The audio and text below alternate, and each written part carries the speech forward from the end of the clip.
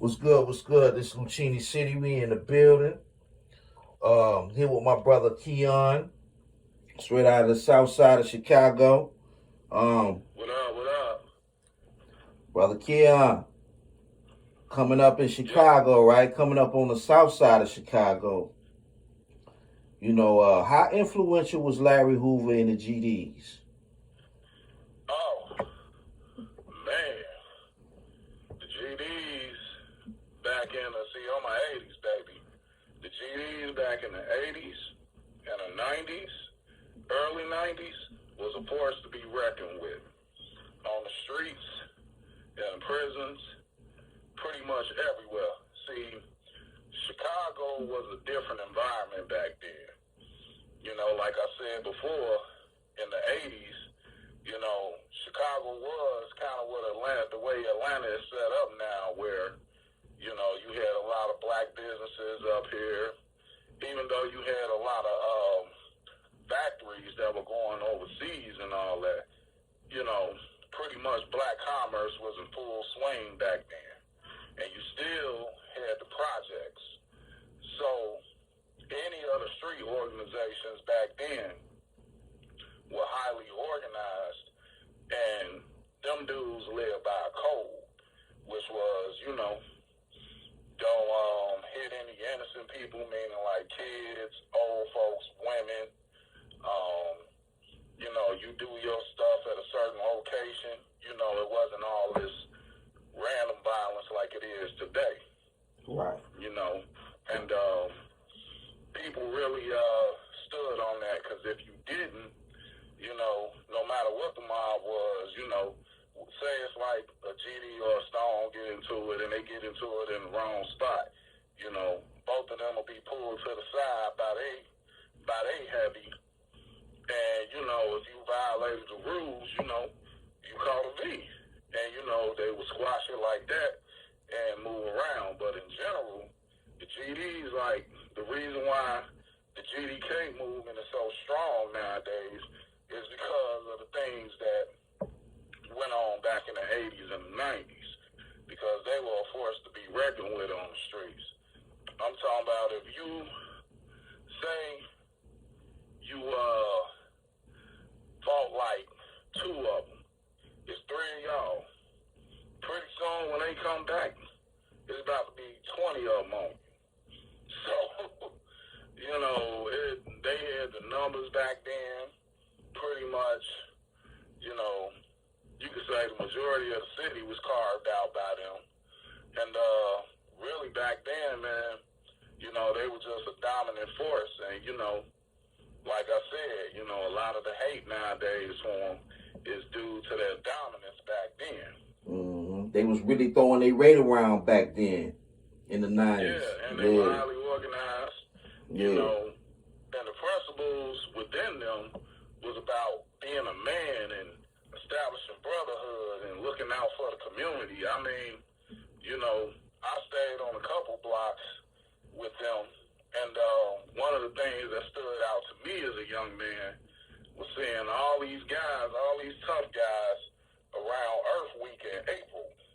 They had a thing called Cleanup Week, where they would literally get out there with trash cans and bags and push brooms, and they would go up and down their whole little blocks and territory, clean it up, and even put bags on the porches.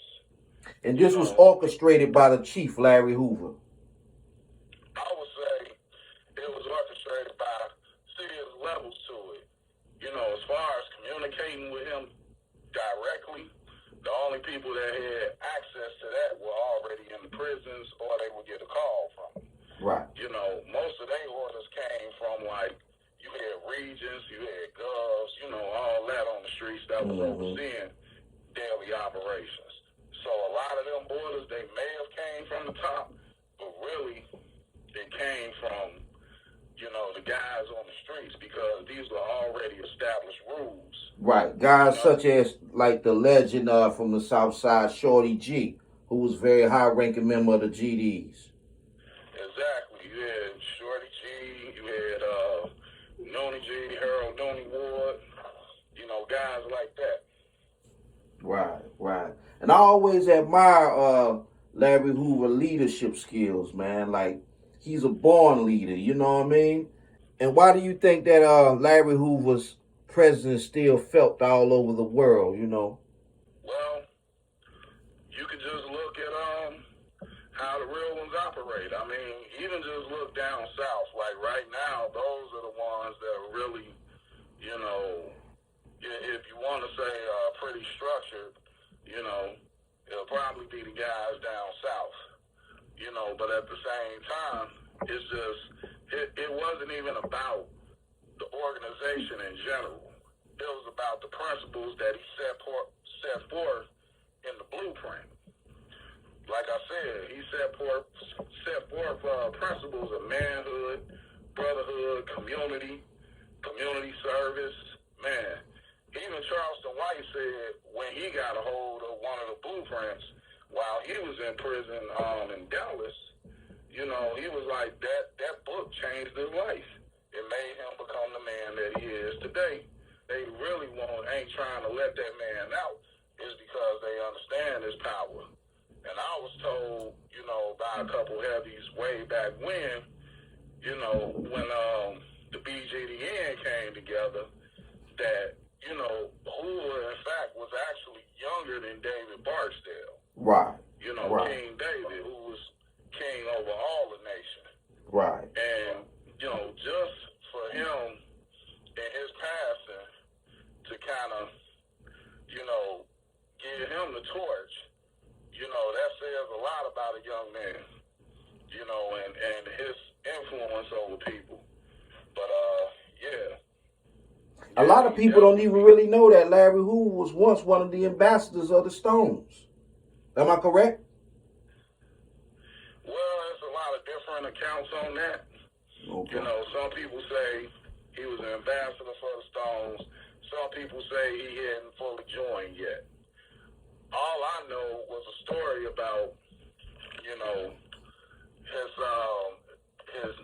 right hand in the Gangster Nation, Prince Tennessee, right, was locked up in the same jail cell as David Barksdale, and at first they didn't get along. And so, you know, BD really didn't come into being until the split, from what I know. But, you know, when David died, he died of BGDN. You know, so he died of BGD. That's Black Gangster Disciple Nation, correct? Yeah. Okay. That's the overall umbrella. When he passed in 74, he passed as one of them. Okay. Okay. And Tennessee, you know, liking what he was hearing from David, once he got out, you know, he went to Larry, and, you know, Larry talked to him about the offer from the Stones, because Larry had, in fact, known Jeff Fort longer than David Barksdale. Okay. You know, and they kind of grew, you know, a kinship themselves. Even to this day, you know, you'll hear Wallace Gator Bradley say that Jeff Fort and Larry Hoover are having lunch together in federal prison. So it was always a camaraderie there. It was just a misunderstanding. Right. However, Tennessee came to Larry and was like he didn't want to be a Stone. And Larry took that in consideration. You know, Tennessee was like, hey, you know, this guy David, let's hear what he's talking about.